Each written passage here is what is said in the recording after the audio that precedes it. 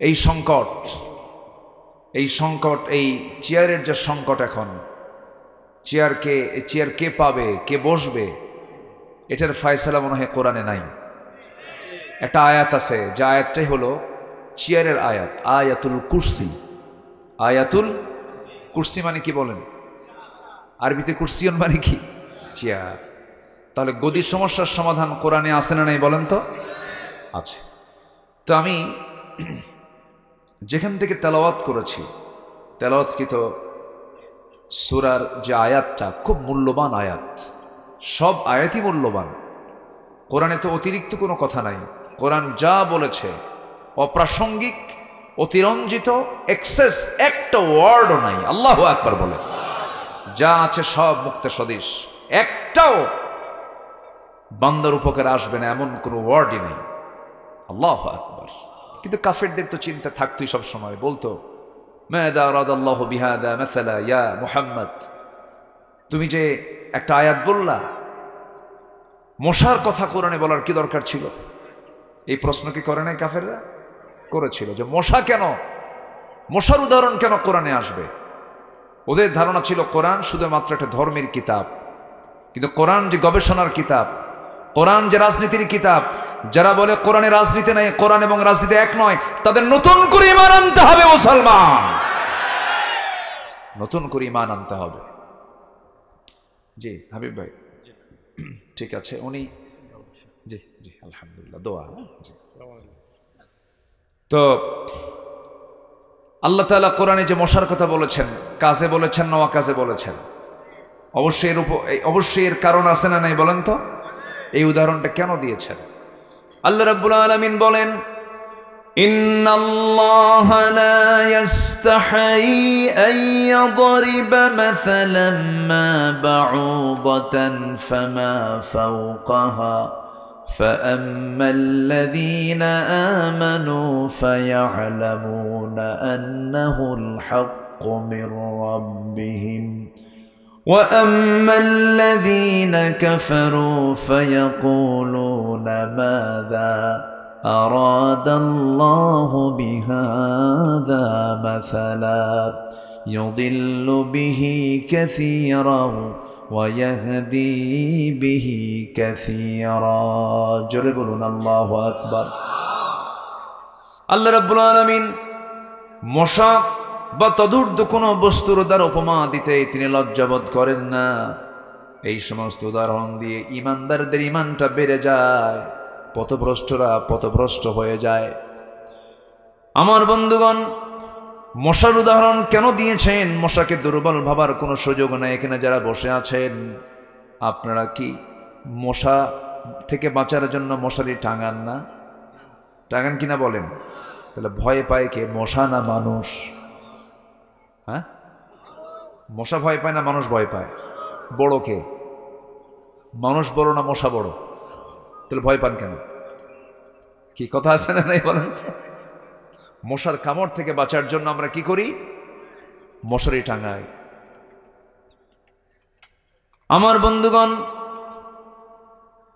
এই মশাকে তুচ্ছ ভাবার কোনো সুযোগ নাই, এই মশাকে দুর্বল ভাবার কোনো সুযোগ নাই। আল্লাহ রাব্বুল আলামিন মশার উদাহরণ দিয়েছেন। চারটা দিক আমি তুলে ধরি, আবার মূল আলোচনার দিকে, লাইনের দিকে আস্তে আস্তে যাচ্ছে, যেহেতু প্রসঙ্গ আসলো। আমার বন্ধুগণ, মশা যত বেশি খাবে রক্ত, তার হায়াত কমবে না বাড়বে? বাড়বে। বেশি খাইলে মশা বেশি বাঁচে না কম বাঁচে? কম খাইলেই তো বেশি বাঁচে, কম খাইলেই বেশি বাঁচে। যদি বেশি খেয়ে ফেলে একদম হিসাব ছাড়া, ওর হায়াত আরও কমে যায়, ওর বাঁচার কোনো কায়দা থাকে না। বেশি খাইছে যে, এই 16 বছরও যারা ছিল দেশে, কম খাইছে না বেশি খাইছে? আস্তে কম খাইছে না বেশি খাইছে? তাহলে বলুন তো, উদাহরণটা কি ঠিক আছে না? উদাহরণ ঠিক আছে কিনা বলেন? বেশি খাইছে। বেশি খাওয়ার ঠেলায় আর হজম হয় না, একদম মামু বাড়ি দিল্লি গিয়ে পড়ছে। মামু বাড়ি কোথায় গিয়ে পড়ছে? দিল্লি গিয়ে পড়ছে। বজ্র আটুনি ফসকা গেল, যত গর্জে তত বর্ষে না, কি চাপা মারলো, খালি কয় খেলা হবে। কইছে না, কইছে না? ব্যক্তিত্বহীনের ব্যক্তিত্বহীন কথা, বাজে কথা। এই ওয়ার্ড খেলা হবে এই ল্যাঙ্গুয়েজ একটা সচেতন ব্যক্তিত্ব সম্পন্ন লোকের মুখ থেকে বের হতে পারে না। তার তো এখন খোঁজই নাই, সে তারা এখন কোন যে আসমানে আছে আল্লাহই জানে। কষ্ট পাচ্ছেন নাকি আপনারা? নাম্বার 2, শোনেন, এগুলো কথা তো আসবেই, আমরা তো আরামে ছিলাম না, বুঝেন না? কম জ্বালান জ্বালায় নাই তো। এই মাহফিলগুলোর কি কোনো দোষ ছিল বলেন তো? কোরআন শুনলে নাগরিক খারাপ হওয়ার কথা না ভালো হওয়ার কথা? বিড়ি খাওয়ার কথা না বিড়ি ছাড়ার কথা? বেনামাজি হওয়ার কথা নামাজি হওয়ার কথা? ওরা বাধা দিল কেন? ওরা চেয়েছিল এই দেশকে ধর্মহীন রাষ্ট্র বানানোর জন্য। শিক্ষা ব্যবস্থা তো শেষ করে দিয়েছিল। একটা একটা করে বলবো, আমি দলিল ছাড়া কোনো কথা বলবো না, সব দলিল নিয়েই কথা বলবো। জোরে বলি ইনশাআল্লাহ। আমাকে সময় দিচ্ছেন তো? শৈলকুপার মানুষ সবচাইতে এডুকেটেড, শিক্ষিত মানুষ বেশি এলাকায়, আবার কোপাকুপিও বেশি। নামই তো শৈলকুপা, ঠিক আছে না? জি, অনেক শিক্ষিত মানুষ এখানে, অনেক বড় বড় অফিসার আছে, বিশেষ ক্যাডার এই এলাকায় বেশি। অনেক শিক্ষিত জন শৈলকুপায়, আমার অনেক পরিচিত জন আছে।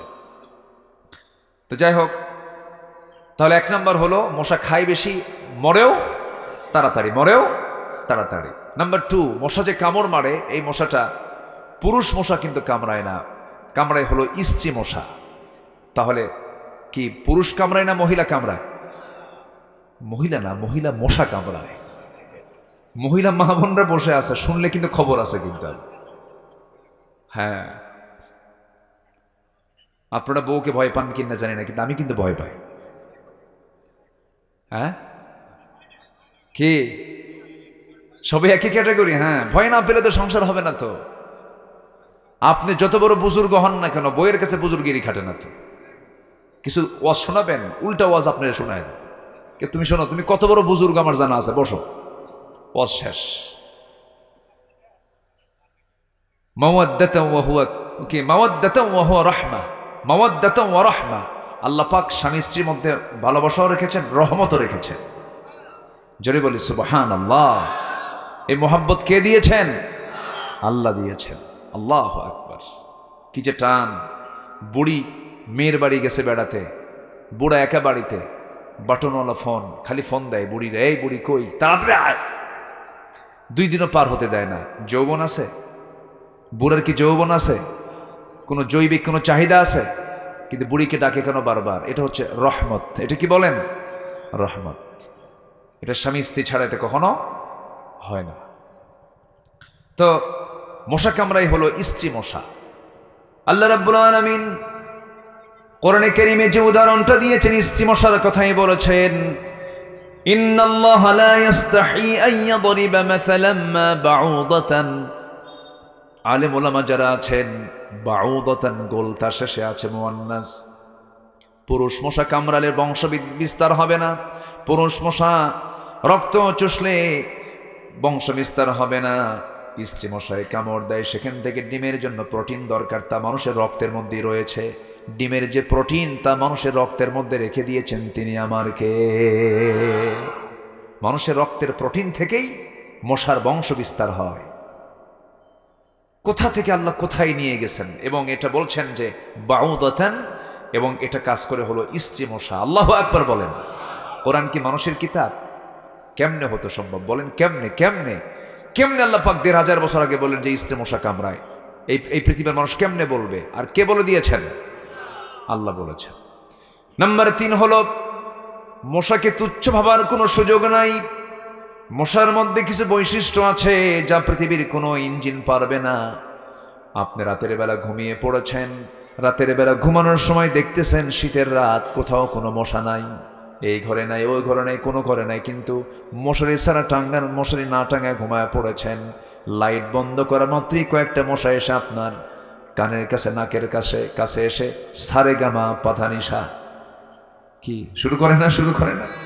বলেন এই গানে কি ঘুম হয়? ঘুম হয় না। আমার বন্ধুগণ, সে কেমন করে টের পেল আপনি এখানে শুয়ে আছেন? সায়েন্স বলতেছে 75 ফুট দূর থেকে একটা মশা টের পায়। ওই জায়গায় সলিমুদ্দি আছে। কে আছে? সলিমুদ্দি আছে। এই মশাকে এই ঘ্রাণ শক্তি, এই সেন্সর শক্তিটা কে দিয়েছেন বলেন? কে দিয়েছেন? আল্লাহ দিয়েছেন। এবং প্রতি সেকেন্ডে পাখা যে আছে মশার, দুইটা পাখা, সে প্রতি সেকেন্ডে একবার নয়, দুবার নয়, 100 বার নয়, 200 বার নয়, 500 থেকে 600 বার সে এক সেকেন্ডে সে তার পাখা নড়ায়। এক সেকেন্ডে 500 থেকে 600 বার।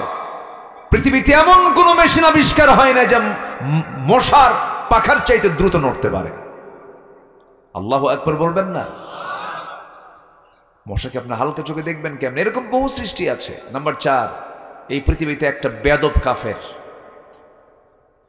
একজন বেয়াদব কাফের এই মশার কামড় খায়া ব্রেনের মধ্যে ঢুকে গেছিল, মাথার মধ্যে ঢুকে গেছিল, মারা গেছে। নাম কি বলেন? কে? কি নাম? কি নাম? নমরুদ। তার উদাহরণ কি? ব্যাঠিক না? ঠিক আছে, ঠিক আছে। আরেকটা আছে হলো মাকড়সা। সবার বাড়ির কোনায় কোনায় এর বাসা বানায়, দেখছেন না সবাই? মাকড়সা। মাকড়সা বানিয়েছেন কে? আসতে পারেন। মাকড়সা কার সৃষ্টি? আল্লাহর সৃষ্টি। এবং মাকড়সা বানায় আল্লাহ রাব্বুল আলামিন। আবার এই মাকড়সার উদাহরণ দিচ্ছেন বান্দাকে বোঝানোর জন্য। কাদের উদাহরণ মাকড়সার মতো? যারা আল্লাহকে বাদ দিয়ে অন্য কাউকে বন্ধু বানায়, তাদের দৃষ্টান্ত হলো মাকড়সার মতো। কার কথা? একটা সূরার নামই আছে, সূরাতুল আনকাবুত। হ্যাঁ বলেন, সূরাতুল আনকাবুত। মাকড়সা। এই মাকড়সা আল্লাহ রাব্বুল আলামিন কেন সূরা নাজিল করলেন, কি জন্য বললেন? সূরাতুল আনকাবুতের 41 নম্বর আয়াতে মহান রব্বুল আলামিন বলেন, মাসালুল লাযীনা ইত্তাখাযু মিন দুনিল্লাহি আউলিয়া কামাসালিল আনকাবুত ইত্তাখাযাত বাইতান ওয়া ইন্না আওহানাল বুয়ুতি লাবাইতুল আনকাবুতি লাউ কানু ইয়ালামুন। জোরে বলুন আল্লাহু আকবার। আল্লাহকে ছাড়া যারা অন্য কাউকে বন্ধু বানাবে, গার্ডিয়ান বানাবে, তাদের দৃষ্টান্ত হলো মাকড়সার মতো। মাকড়সা যে ঘরটা বানায়, সেই ঘরটা মজবুত না দুর্বল? ফু দিলেই উড়ে যায়। আবার সায়েন্স বলতেছে, জুলজি বলতেছে, প্রাণীবিদ্যারা গবেষণা করে বলছেন এই মাকড়সার মধ্যে বেশ কিছু জাত আছে। ম্যাক্সিমাম জাতগুলো স্বামী স্ত্রী, তাদের মধ্যে স্বামী স্ত্রী যা আছে, এদের মধ্যে যখন যৌন মিলন হয়ে যায়, দৈহিক সম্পর্ক যখন হয়ে যায়, ইন্টারকোর্স যখন কমপ্লিট হয়ে যায়, স্ত্রী মশার মধ্যে চরম একটা ক্ষুধা কাজ করে। স্ত্রী মশার মধ্যে চরম ভিটামিন শূন্যতা ফিল করে, চরম ক্ষুধা কাজ করে, ক্ষুধার ঠেলায় সেই সমস্ত স্ত্রী মাকড়সা স্বামী মাকড়সাকে কামড় মেরে খেয়ে ফেলে দেয়। অর্থাৎ ওই সংসারে স্ত্রী তার স্বামীকে মেরে ফেলে, দুনিয়ার জীবনও যদি যে সংসারে স্ত্রী তার স্বামীকে হত্যা করে, ষড়যন্ত্র করে, বলেন তো এটি সুখের সংসার নাকি? আল্লাহ পাক বলছেন, যারা আল্লাহকে বাদ দিয়ে অন্য কাউকে বন্ধু বানাবে, তাদের অবস্থা হলো মাকড়সার সংসারের মতো। আল্লাহু আকবার। একটু জোরে বলি আল্লাহু আকবার। এরকম অসংখ্য ভরি ভরি আল্লাহ পাক যা বলেছেন বান্দার জন্য, কাজের না অকাজের? কাজের। কোরআনটাকে আমরা মানবো এক জায়গায় না সব জায়গায়? আসতে বলবেন, এক জায়গায় না সব জায়গায়? আকাশে মেঘ হয়, মেঘ কিভাবে হয় এটা মানুষ জানতো না আগে। ওয়াটার সাইকেল পানি চক্রের মধ্য দিয়ে বাষ্পীয় আকারে আল্লাহ পাক জমিন থেকে নর্দমার পানিকে ফিল্টারিং করেন, লবণ পানিকে ফিল্টারিং করে আকাশে উত্থিত করেন। তিনি আমার কে? আসতে বলবেন না, তিনি আমার কে? মেটেরোলজিক্যাল সায়েন্স, যেটাকে আবহাওয়া বিজ্ঞান বলা হয়, এটা কোরআন ১৫০০ বছর আগে বলে দিয়েছে। আল্লাহু আকবার বলবেন না? এটা আশ্চর্য, এটা আশ্চর্য কিতাব। আল্লাহকে বোঝার জন্য, পরকালকে দেখার জন্য, পরকালের চিত্র, জান্নাত জাহান্নামের চিত্র যদি কেউ ভিডিও দেখতে চায়, সরাসরি দেখতে চায়, কোরআন নামক আয়নায় চোখ রাখলেই সব দেখা যায়। আল্লাহু আকবার বলেন। এটা ছাড়া বিশ্বাসের কোনো জায়গা নাই। এটাই হচ্ছে একমাত্র বিশ্বাসের জায়গা। বলি আলহামদুলিল্লাহ। আর এটাকে বলে যে কোরআন নাকি রাজনীতি নাই। তোমার কিসের মধ্যে রাজনীতি আছে? এগুলো ভুয়া কথা, এগুলো সমস্ত কথার পাত্তা দেব না। জোরে বলি ইনশাআল্লাহ। আরো জোরে বলি ইনশাআল্লাহ। কোরআন শুধু নামাজের ফায়সালা দেয় না, কোরআন শুধু ধর্মীয় কথা বলে না, কোরআন দিয়ে প্রশাসন চলতে পারে, সচিবালয় চলতে পারে, ক্যান্টনমেন্ট চলতে পারে, সব চলতে পারে। চলতে পারে না?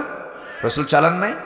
কেমনে চালিয়েছেন রাসূল, এটার একটা চিত্র আজকে চিত্রায়িত করব। জোরে বলি ইনশাআল্লাহ। আমাকে সময় দিচ্ছেন তো সবাই? আল্লাহ কবুল করুন। জোরে বলি আমিন। আমি এতক্ষণ পর্যন্ত লক্ষ্য করেছি দুজন ভাই উঠে গেছেন, হতে পারে আমি তৃতীয় জনকে আর উঠতে দেব না। এই যে উঠলো একজন, মনে হয় উনি খুব বৃদ্ধ মানুষ, মনে হয় একদম বুড়া মানুষ। তৃতীয় জন যেন কেউ না ওঠেন। তৃতীয় জন সবার আগে আমি উঠবো মোনাজাতের পর, ইনশাআল্লাহ। বলেন সবাই থাকতে রাজি আছেন তো? যে আপনি থাকবেন, আমার আলোচনা আমি গুছাই নিতে পারবো, আপনি চলে যাবেন, আমি আমার আলোচনা হারায় ফেলবো, আপনিও এলোমেলো আমিও এলোমেলো হয়ে যাব। আসুন মূল আলোচনার দিকে আবার চলে আসি। আমরা সূরাতুশ শুরা থেকে কথা বলেছি, সূরাতুশ শুরা থেকে কথা বলেছি। যে আয়াত থেকে আমি তেলাওয়াত দিয়ে শুরু করেছি সেই আয়াতের দিকে আস্তে আস্তে চলে যাচ্ছি। সম্মানিত ভাইয়েরা, তাহলে এতক্ষণ ধরে যেটা বুঝলাম, কোরআন এমন কিছু কথা বলেছে যে কথাগুলো পৃথিবীর কোথাও আপনি খুঁজে পাবেন না। কোরআন থেকে কিয়ামত পর্যন্ত সবাই খুঁজে খুঁজে বের করবে। আল্লাহু আকবার বলেন। সেই দিন আমি বছর দুয়েক আগে আমি কাতারের দোহা থেকে বাংলাদেশের ঢাকা, দোহা টু ঢাকা বিমানে আসতেছিলাম। তো বিমানে চড়লাম। বিমানে চড়েই আমি অনেক উঁচু, তো প্রায় 35-36 হাজার ফিট উঁচু দিয়ে বিমান চলে। বহুদিন দেখেছি মেঘ, কিন্তু সেদিন মেঘগুলো দেখে আমার কাছে মনে হলো, আল্লাহ, এই মেঘের কি ওজন আছে নাকি? খুব চিন্তায় পড়ে গেলাম। সার্চ দিলাম, গবেষণা করতে করতে দেখি না, মেঘের ওজন আছে। কিউমুলাস নামে কিছু মেঘ আছে যাদের ওজন হলো 10 লক্ষ টন পর্যন্ত। আল্লাহু আকবার বলেন। একটাও কি ভেঙ্গে পড়ে? কোনদিন দেখছেন যে এরকম অঘটন ঘটছে যে অমুকের বিল্ডিং এর উপরে 10 লক্ষ টন মেঘ ভেঙে পড়ছে? দেখছেন? যদি এরকম মাঝে মাঝে পড়তো, কেউ কি বিল্ডিং বানাতো? বলেন তো, কেউ কি বিল্ডিং বানাতোই না? আধুনিক দুনিয়াই তৈরি হতো না। এই যে বিল্ডিং গুলো, বড় বড় Burj Khalifa, Petronas twin tower, একটার পর একটা শুধু বিল্ডিং বানাচ্ছে গোটা দুনিয়া জুড়ে, কিন্তু এগুলো বানাতো না। কিন্তু বানায় লাভ কি? আল্লাহ যদি গজব দেন। গাজাকে আগুন দিয়ে পুড়িয়েছে যারা, সেই লস অ্যাঞ্জেলস, ক্যালিফোর্নিয়া এখন পুড়ে ছাই হয়ে যাচ্ছে, ঠিক কিনা? পুড়ে ছাই হয়ে যাচ্ছে। দুনিয়ার আকাম কুকাম যারা করে বেড়ায়, হলিউড বলিউডের যারা যা আছে সব ওখানে বাড়ি বানাইছিল, সব পুড়ে ছারখার হয়ে গেছে। কন্ট্রোল করতে পারছে না। এক জায়গা থেকে আরেক জায়গায় আগুন শুধু ট্রান্সফার হচ্ছে। আধুনিক দুনিয়ার কোনো কিছু দিয়ে এটাকে দমানো যাচ্ছে না। এটা কি রহমত না গজব? আসতে বল, রহমত না গজব? গজব। তো আমি আসতেছি, ওজন আছে। আমি ভাবলাম দেখি কোরআন তুমি কি বলেছো দেখি তো একটু। কোরআনে একটু চিন্তা করলাম কোন সূরায় থাকতে পারে। একটা সূরা আছে সূরাতুর রাআদ। রাআদ মানে হলো বজ্রপাত, বিজলি চমকায় না? এটা কিসের থেকে চমকায় বলেন? আকাশ থেকে, তো মেঘ থেকেই তো চমকায়। মেঘ থেকে এই বিজলি চমকায়। আল্লাহ পাক ওই জায়গাতেই বলছেন, ওই সূরার মধ্যেই বলছেন, 12 নম্বর আয়াত। আল্লাহ রাব্বুল আলামিন বলেন, হুয়াল্লাযী ইউরীকুমুল বারকা খাওফান ওয়া তামআন ওয়া ইউনশিস সাহাবাস সিকাল। জোরে বলুন আল্লাহু আকবার। আল্লাহ রাব্বুল আলামিন আকাশে যে মেঘগুলোকে উত্থিত করেন তাকে ওজন করে তোলেন। জোরে বলি সুবহানাল্লাহ। সেই মেঘ থেকে বৃষ্টি হয়। এই বৃষ্টি যে নাজিল হয়, কি পরিমাণ পানি নাজিল হয়, অপরিমিত কোনো পানি নাজিল করেন আল্লাহ রাব্বুল আলামিন। যারা আলেম ওলামা আছেন তারা খুব মজা পাবেন এই কথাগুলোর মধ্যে। আল্লাহ রাব্বুল আলামিন বলছেন, ওয়াল্লাযী নাযালা মিনাস সামাই মাআন বিকাদারিন ফাআনশারনা বিহি বালদাতাম মাইতান কাযালিকা তুখরাজুন। তিনি সেই মহান রব যিনি আসমান থেকে পানি বর্ষণ করেন বিকাদারিন, পরিমাণ মতো। বিজ্ঞান বলছে আজকে কি পরিমাণ মতো পানি আল্লাহ পাক এই দুনিয়া থেকে তোলেন, কি পরিমাণ পানি আল্লাহ পাক নাজিল করেন। বিজ্ঞান বলছে সেই পরিমাণ পানি তোলা হয় যে পরিমাণ পানি আল্লাহ পাক পৃথিবীতে আবার নাজিল করেন। যদি বলি সুবহানাল্লাহ। প্রতি সেকেন্ডে বিজ্ঞান বলছে ভূপৃষ্ঠ থেকে পানি চক্রের আকারে 16 মিলিয়ন টন বাষ্প হয়ে পানি উত্থিত হয় আকাশে। 16 মিলিয়ন টন, বছরের পরিমাণ দাঁড়ায় হলো 513 ট্রিলিয়ন টন পানি আল্লাহ পাক তোলেন জমিন থেকে। জোরে বলি সুবহানাল্লাহ। পৃথিবীর সকল প্রযুক্তি এক জায়গায় খাড়া করে এই মেঘ পদ্ধতি পৃথিবীর কোনো মানুষ তৈরি করতে কিয়ামত পর্যন্ত পারবে? আসতে বলে পারবে? 14 গোষ্ঠী এক জায়গায় হয়ে পারবে? আকাশে মেঘ হলেই টিবল চাপতে আর কোনো কষ্ট কি জানেন না আপনার গ্রামের মানুষ, জানেন না? এই দেখেন না, এটা দেখেন নাই? আকাশে মেঘ চিবল কি শক্ত না নরম? নরম হয়ে গেছে। সুবহানাল্লাহ, চিন্তা করা যায় আল্লাহ পাক কি সুন্দর করে বলছে। আল্লাহ রাব্বুল আলামিন বলছেন, বান্দারে এগুলো তো আমিই করি। একটা আয়াত আল্লাহ রাব্বুল আলামিন এই মুহূর্তে আমার মনে হচ্ছে না আল্লাহ রাব্বুল আলামিন তার অর্থ হচ্ছে, আল্লাহ রাব্বুল আলামিন বলছেন, বান্দা এই জমিনকে সিক্ত করার জন্য পানির যে স্তর, সেই পানির স্তর তাকে উপরে তুলে দিল পৃথিবীর কেউ না, একমাত্র তিনি আমার কে। কুল আরাআইতুম ইন আসবাহা মাউকুম গাওরান ফামান ইয়াতিকুম বিমাইম মাঈন। জোরে বলুন আল্লাহু আকবার, আল্লাহু আকবার, আল্লাহু আকবার। আকাশে মেঘ টিবলটা নরম হয়ে গেছে, জমিনের উপরে পানি চলে আসছে। কে করেছেন? কে করেছেন? আল্লাহ করেছেন। আপনার বাড়ির সামনে নর্দমার পানিকে ফিল্টারিং করে উপরে তুললেন, মিষ্টি পানি বানায় দিলেন। ফিল্টার দেখা যায়? আজ থেকে ফিল্টার দেখা যায়? আর বান্দা একটু না খেয়ে থাকলে, আল্লাহ তুমি আমার দেখোই না, তোমার সব কানা হয়ে গেছে। এরকম কিছু আছে না নেই বলেন তো?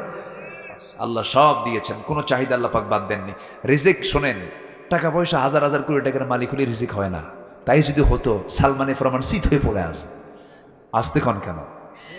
আসতে কন কেন? টাকা থেকে বাঁচিয়েছে, টাকা থেকে হেফাজত করেছে। হাজার হাজার কোটি টাকার মালিক, হলমার্ক, শেয়ার বাজার সব লুটপাট করে শেষ করে লাভটা হলো কি শেষে? শেষে দাড়ি শুদ্ধ কাটলো, তাও বাঁচতে পারলো না। হ্যাঁ না, আবার রাখছে তো, এখন আবার রাখছে। যা নাকুম আনাকুম, মাঝে মাঝে আসে, মাঝে মাঝে যায় দাড়ি। বোঝেন নাই? ধর্মের ব্যবসা আমরা করি না, ধর্মের ব্যবসায় ওরাই করে যারা প্রয়োজনে দাড়ি রাখে, তারপর দাড়ি কাটে। ঠিক কিনা? নির্বাচন আসলে মাথায় পট্টি বাঁধে, নির্বাচন গেলে কপালে গিয়ে দিল্লিতে গিয়ে তিলক লাগায়। ঠিক কিনা? আমরা পৃথিবীর কারো গোলাম নই, আমরা আল্লাহর গোলাম থাকতে চাই। সব দেখা শেষ, আমরা সব দেখে নিয়েছি। আমরা বহু ধোঁকা খেয়েছি এই 54 বছর 53 বছর, আর ধোঁকা খেতে চাই না আমরা। সব দেখা শেষ। আগামীর দেশ আমরা দেখতে চাই কোরআনের দেশ, ইসলামের দেশ। রাজি আছেন কারা কারা? হাত উঁচু করে দেখান মুসলমান।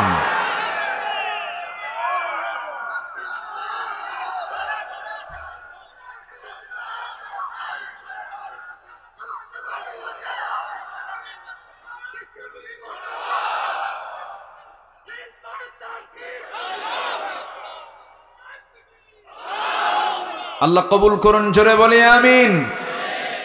আর মৌলবাদী কেউ বলে না। এই 5-6 মাস আর কোনো জঙ্গির কোনো নাটকও নাই, কারণ নাটকের যিনি মূল হোতা তিনি এখন শ্বশুর বাড়ি বসে আছেন। ঠিক কিনা? কষ্ট পাচ্ছেন আপনারা? কত নাটক করেছে আমাদেরকে নিয়ে। মাহফিলে বসছি, মারামারি, কোনো কারণ নেই মারামারি। এই জায়গায় আমির হামজা আসতে চেয়েছিল, আর আমির হামজাকে আসতে দেয়নি। ঠিক কিনা? আপনাদের সন্তান আমির হামজা, আপনাদের সন্তান। এই কুষ্টিয়া বাড়ি তার। কুষ্টিয়া কোন দিক? আমার পিছনে তো না, এখানে দিক মানে এই এলাকার পশ্চিম কোনটা? সব পশ্চিম কি 2 রকম না 1 রকম? কিন্তু আমি তো চিনতেছি না, এই জন্য বলতেছি। এটা পশ্চিম না? জি। পশ্চিম হলে তো উত্তরে কুষ্টিয়া হওয়ার কথা। জি। সম্মানিত ভাইয়েরা, হামজা আসছে গত বছর না, এটা গত বছর, তার আগের বছর, 2 বছর আগে এখানে বসে বসে খাওয়া দাওয়া করে চোখের পানি মুছতে মুছতে চলে গেছে, কথা বলতে দেয়নি। যারা কোরআনকে অচল করতে চেয়েছিল তারা আজকে অচল হয়ে গেছে। আজকে তারা অচল হয়ে গেছে। আমাকে কুষ্টিয়াতে বহুদিন ঢুকতেই দেয় নাই। এই ঝিনাইদহ থেকে 1-2টা মানুষকে শহীদ করা হয়নি, মেরে ফেলে চোখ তুলে নেওয়া হয়েছে। কি ঠিক কিনা বলেন? ফলাফল কি? লাশ তো পাওয়াই যায় নাই, টুকরা টুকরা কইরা বাথরুমের মধ্যে ফ্ল্যাশ কইরা একদম নিশ্চিহ্ন করে দিয়েছে। ক্ষমতা কার? আসতে বলবেন না, ক্ষমতা কার? এই জন্য আমরা আশ্রয় চাইবো কার কাছে? আসতে বলবেন না, কার কাছে? আমরা জুলুমকে কখনো প্রশ্রয় দেব না। রাসূল জুলুমকে পছন্দ করতেন না। জুলুম, নবীর সামনে এক উট এসে কান্দে। কি এসে কান্দে বলেন তো? উট। বিশ্বনবী তো, উনি যা শুনতেন আমরা তা শুনতাম না, উনি যা দেখতেন আমরা তা দেখতাম না, উনি যা বুঝতেন আমরা তা বুঝতাম না। সুলাইমান পাখির ভাষা বুঝতেন, একজন নবী কার ভাষা বুঝতেন? সকল প্রাণীর ভাষা বুঝতেন। তামান নবীজি দাঁড়ায় আছেন, একটা উট এসে রাসূলের সামনে এসে কাঁদতেছে। আমার নবীজি উটের মাথায় হাত দিলেন, সান্ত্বনা দিলেন, উট থেমে গেল। বললেন, কাঁদো কেন? উট অভিযোগ দিল, ইয়া রাসূলুল্লাহ, আমার মালিক আমাকে না খায়া রাখে, আমাকে পানি দেয় না।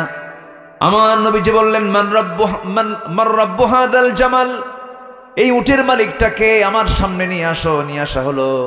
বললেন, ও উটের মালিক, উটের মালিক সেজেছ, কিন্তু মালিক হওয়ার যোগ্যতা হারিয়ে ফেলেছ। উট কেন না খেয়ে থাকে? এই রাষ্ট্রে মানুষ তো দূরের কথা, একটা উট পর্যন্ত না খেয়ে থাকতে পারে না। আল্লাহু আকবার বলেন। আমার নবীজি এটা প্রাণীর খবরও রাখতেন। সম্মানিত ভাইয়েরা, তাহলে সব তো দেখলাম, এখন আমরা দেখব ইসলামকে। কাকে দেখবো বলেন তো? ইসলামকে। ইসলাম কার? আর বাকি যা এতদিন চলছে সব আল্লাহর না বান্দার? বলেন কার? কার বলেন? সব বান্দার বিধান দিয়ে চলেছি আমরা। এখন আমরা দেখবো এখন কার বিধান বলুন তো? আসতে বলবেন না, কার বিধান দেখব? আর মৌলবাদী বলে না, রাজাকার শব্দ তো আর নাই মুখে, শেষ। এই গেম আর নাই, এই কার্ড শেষ, একদম শেষ। বরঞ্চ রাজাকার শব্দ ছিল ওদের কাছে একটা ব্যান্ড হওয়া শব্দ, সেটা হয়ে গেছে ব্র্যান্ড। আমি কে, তুমি কে, ঠিক আছে না? ঠিক আছে, সব বলে এটা কি ব্র্যান্ড বানায় দিয়েছে। যুবকরা, তোমরাই পারবে আগামী দেশকে গড়তে। তোমাদের দায়িত্ব হলো চরিত্র সুন্দর করতে হবে। একজন ব্যক্তিকে নিতে হবে চরিত্র, তিনি হচ্ছেন মুহাম্মদ সাল্লাল্লাহু আলাইহি ওয়াসাল্লাম। তার থেকে চরিত্র নিতে হবে, কারো কাছে যাওয়া যাবে না। আমার বন্ধুগণ, সেই ইসলামকে নিয়ে আল্লাহ রাব্বুল আলামিন সুস্পষ্ট বান্দাকে জানিয়ে দিচ্ছেন, কোনো দিন কায়েম করা যাবে না আল্লাহর দিন ছাড়া, ইসলাম ছাড়া।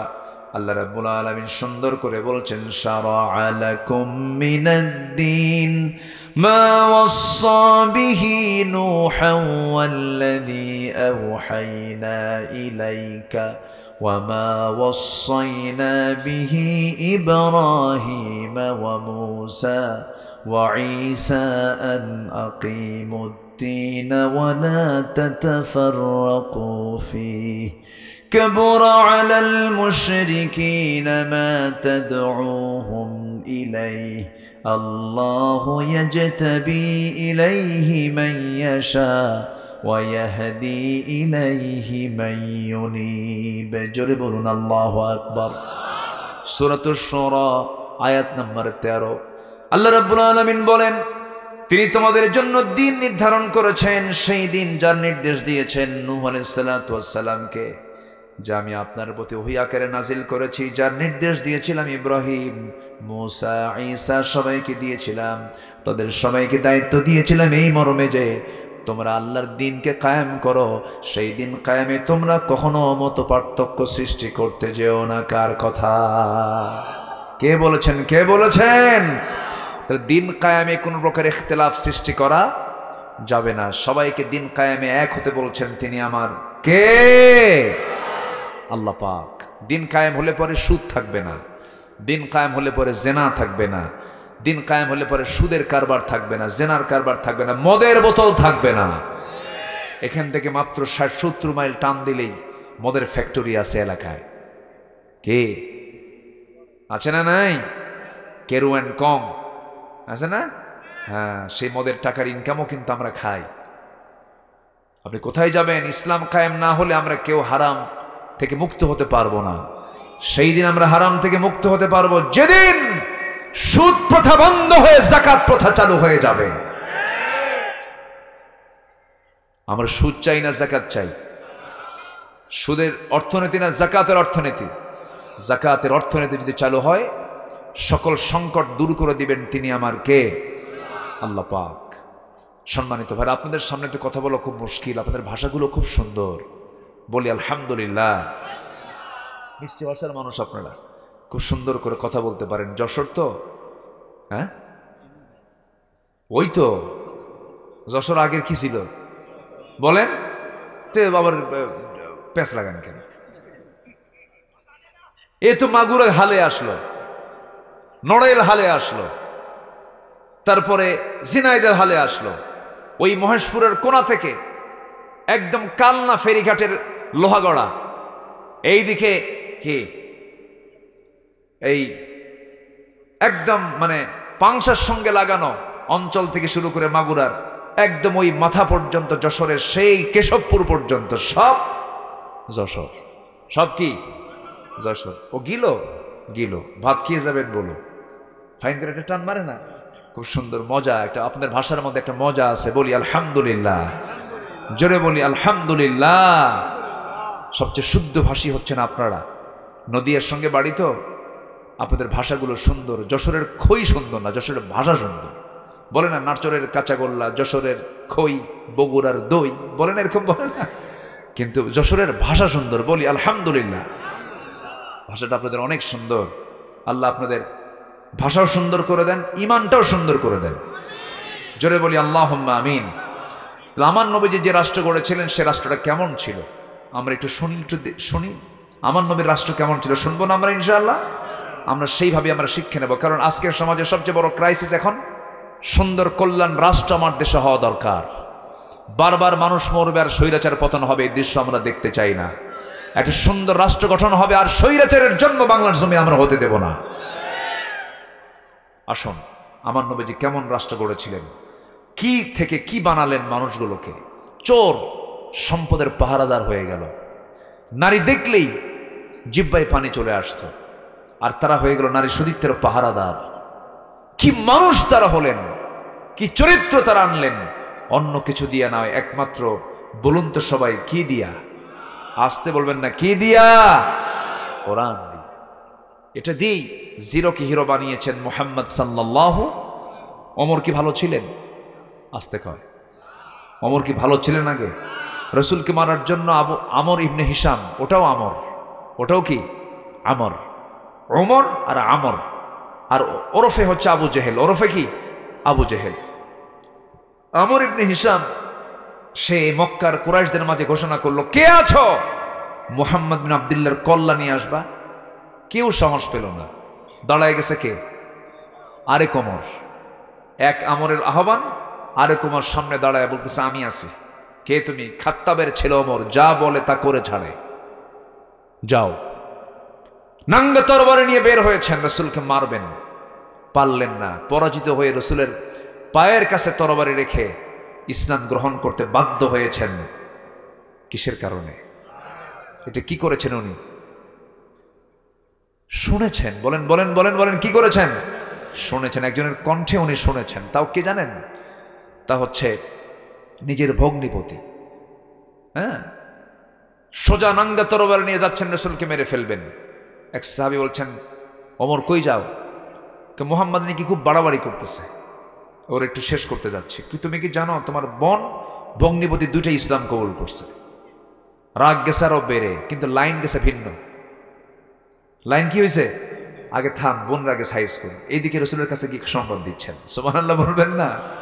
আল্লাহু আকবার। সাহাবীদের হিকমত দেখেন। ওমরে ফারুককে পাঠিয়ে দিয়েছেন তার বোনের বাড়ি, খালি বলছেন, তুমি কি জানো তুমি যারে মারতে যাও তোমার বোনই তো ইসলাম কবুল করছে। চলে গেছে। আমার নবীর কাছে সংবাদ চলে গেল। নবীজি বলছেন, সাহাবীরা ওমরকে আসতে বাধা দিও না, কারণ গত রাত্রে আমি দুই ওমরের জন্য দোয়া করেছি। আমার বিশ্বাস আল্লাহ পাক খাত্তাবের ছেলে ওমরকে দিনের জন্য কবুল করে নিয়েছে। এখান থেকে একটা শিক্ষা আমরা নেব, দাওয়াতি কাজ করতে গেলে যার কাছে আপনি দাওয়াত নিতে যাবেন তার জন্য আগে দোয়া করার দরকার আছে না নাই? আগে তার জন্য দোয়া করতে হবে, আল্লাহ তুমি ওই লোকটাকে নামাজি বানায় দাও, আমি আজকে ওকে নামাজের দাওয়াত দেব। আল্লাহু আকবার। আমার বন্ধুগণ, বোনের বাড়িতে চলে গেলেন। বোনকে মারতে মারতে রক্তাক্ত করে ফেললেন। বোন বলছে, ভাই রে, তোমার দেহে যে বাবার রক্ত, আমার দেহে সেই বাবার রক্ত, একই বংশ, একই মার পেট থেকে জন্ম নিয়েছে। আজকে তুমি আমার ভাই হয়ে মারতে মারতে যদি মেরেও ফেলে দাও, আমি আল্লাহর কালাম যে বুঝেছি, দিন যে গ্রহণ করেছি, সব ছাড়বো, কিন্তু আল্লাহর কালাম ছাড়বো না।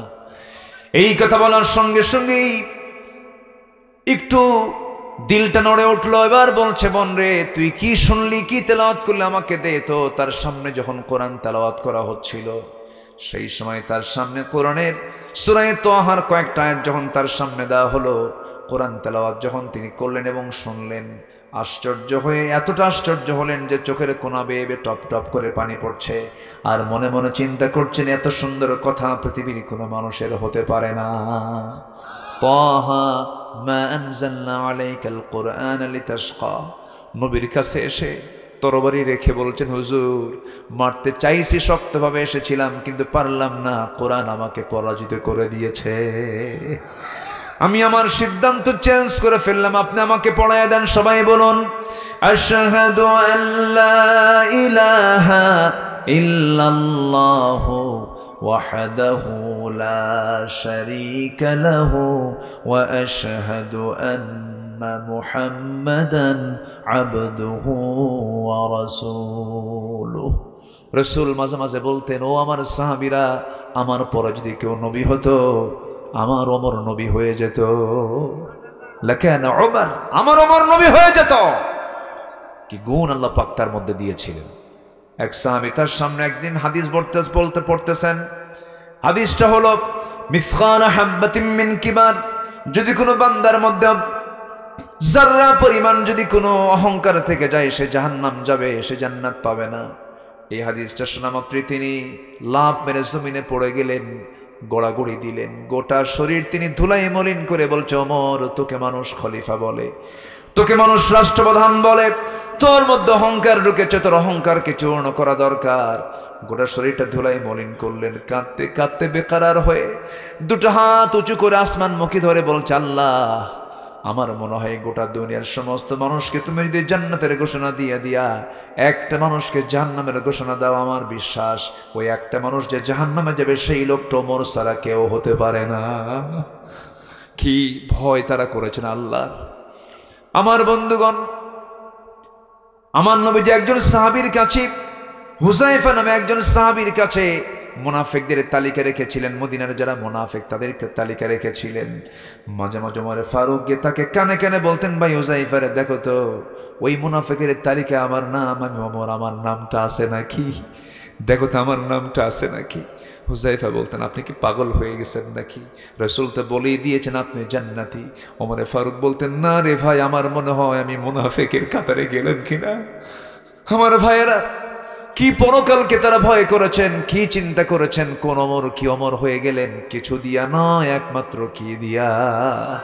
আসতে বলবেন না, কি দিয়া রে ভাই, কোরআন দিয়া।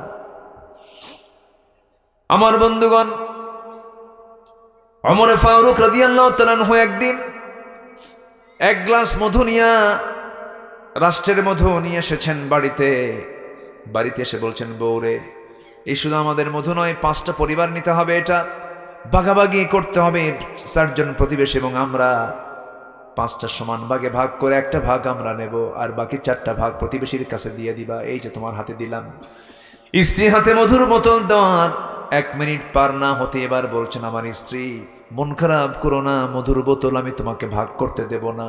বলুন তো, কোন স্বামী যদি বউ কেমন দায়িত্ব দেওয়ার পর আবার যদি সেই বোতলটা ফেরত নেয়, গন্ডগোল কি লাগতে পারে? হ্যাঁ, আস্তে আস্তে কবে মনে আপনাদের বউগুলো সব রাবিয়া বস্ত্রী হয়ে বসে আছে, কি লাগবে কিনা বলেন? খালি লাগবে না, তোমার সঙ্গে সংসার করে আমার জীবনই তো শেষ হয়ে গেল, কেন বিশ্বাসই করো না তুমি আমার, কি ঠিক কিনা? এখন আমার বিশ্বাস করো তুমি? এরকমই হতো। কিন্তু ওমর ফারুকের বউ তার আমার আপনার বউয়ের মতো না। উনি কিচ্ছু বললেন না, একটু মনক্ষুণ্ণ হওয়া স্বাভাবিক, মানুষ তো, মানবিক তো। উনি ফেরত দিলেন, কিচ্ছু বললেন না। তিনি বোতলটা নিয়ে চলে গেছেন প্রতিবেশীর ঘরে। প্রতিবেশীর ঘরে গিয়ে বললেন, বউ, আমার বউ কি দায়িত্ব দিয়েছিলাম, কিন্তু সেই দায়িত্ব আমার বউকে না দিয়া ও প্রতিবেশী এইদিকে আসো, তোমাকে দায়িত্ব দিলাম, সমান 5টা ভাগ করবা, একটা ভাগ তুমি আমাকে দিবা। ওনার অংশের একটা ভাগ নিয়ে চলে আসছেন, নিজের স্ত্রীর সামনে গিয়ে বলছেন, আমার স্ত্রী, আল্লাহর কসম করে বলি আমি তোমাকে সন্দেহ করি নাই, আমি রাষ্ট্র চালাই, তুমি আমার পরিবার চালাও, আমার সন্তানগুলো তুমি যদি না দেখতে আমি রাষ্ট্র চালাতে পারতাম না। আমার বড় তুমি একজন সহযোগী, আমার বড় উপকার করতে পারো তুমি। আমার স্ত্রী শোনো, এই যে মধুটা নিয়ে এসেছে আমার অংশের মধু আমি নিয়ে আসলাম, তোমাকে দিলাম, তোমাকে ভাগ করতে দেইনি কেন? এই মধুটা যখন আমি ভাগ করতে যাবো, তুমি যখন ভাগ করতে যাবে, মধু তো তরল জিনিস, যখন ভাগ করতে হবে হাতের অবশ্যই সহযোগিতা লাগবে। হাতের মধ্যে 1 ফোঁটা হোক 2 ফোঁটা হোক মধু তো লাগতেই পারে। এই 1 ফোঁটা 2 ফোঁটা মধু আমাদের ভাগে বেশি আসুক এটা চাই নাই মনে করে মধুভাগের দায়িত্ব আমি অন্যজনকে দিয়ে দিয়েছি। একটু জোরে বলি সুবহানাল্লাহ। কি ছিলেন আর কি হলেন? কি ছিলেন কি হলেন? ছেলে ঘোড়া কিনতে গেছে, ওমর ফারুকের ছেলে কি কিনতে গেছে? ঘোড়া। আমার কথা কি কষ্ট পাচ্ছেন নাকি আপনারা? ঘোড়া কিনতে গেছে। ঘোড়া কিনতে গিয়ে ছোট ঘোড়া কিনে বড় করবেন, মোটা তাজা করে বেশি দামে বিক্রি করবেন। ঘোড়া কিনে এনে খাওয়াবেন কি? ওমর ফারুক যেই বাড়িতে থাকেন সেই বাড়ির জায়গাটা হলো রাষ্ট্রের জায়গা। ওই বাড়ির পিছনে কিছু ঘাস ছিল, সেই ঘাসগুলো ওই ঘোড়াকে খাওয়ায় খাওয়ায় ধীরে ধীরে বড় করেছেন। কিন্তু ঘাসটা হলো রাষ্ট্রের জায়গার ঘাস। ওমর ফারুক কোনোদিন কিচ্ছু বললেন না। ঘোড়া বড় হয়ে গেছে, একদিন দেখেন ঘোড়া নাই, তার ছেলেও নাই, কোথায় গেছে? ঘোড়া বিক্রি করতে গেছে। সেই দিন তিনি কোথাও না গিয়ে স্টিল বাড়িতে বসা, তিনি দরজায় এসে যখন ঘোড়া নেড়েছে ছেলে, তিনি সামনে গিয়ে দাঁড়ায় বলছেন, আমার সন্তান রে, ঘোড়া কি করছো? বিক্রি করেছি। কিনছিলা কত দিয়ে? এত দিয়া। বিক্রি করছো কত দিয়ে? এত দিয়া। লাভ হয়েছে কত? এত টাকা লাভ হয়েছে। ওমর ফারুক বলছেন, আমার সন্তান মন খারাপ করো না, যে দামে কিনেছ এবং যে দামে বিক্রি করেছ, মাঝখানের যে লভ্যাংশ, এই লভ্যাংশ তুমি নিতে পারবা না। এই লভ্যাংশ রাষ্ট্রীয় কোষাগারে জমা দিতে হবে, কারণ ঘোড়া তোমার হতে পারে কিন্তু ঘাস হলো রাষ্ট্রের জায়গার ঘাস। আল্লাহু আকবার বলেন, আল্লাহু আকবার। রাষ্ট্রের জায়গার ঘাস খেয়ে আর সেই ঘোড়ার লাভ তুমি নিবা, এটা হতে পারে না। রাষ্ট্র এটার লাভ পাবে, তুমি মূলটার দাম নাও। সুবহানাল্লাহ বলবেন না? জোরে বলি সুবহানাল্লাহ। সাইয়েদনা আবু বকর রাদিয়াল্লাহু তাআলা আনহু যখন রাতের বেলা জনগণকে দেখতে নামতেন খালি পায়ে, কি পায়ে? খালি পায়ে হাঁটতেন। একদিন ওমর ফারুক বললেন, আপনার খালি পায়ে হাঁটেন কেন? আপনার পা তো পাথর দিয়ে ফেটে যাবে, চামড়া ফেটে রক্ত বের হবে। সাইয়েদনা ওমর ফারুক বলেন, আপনার পা তো ফেটে যাবে।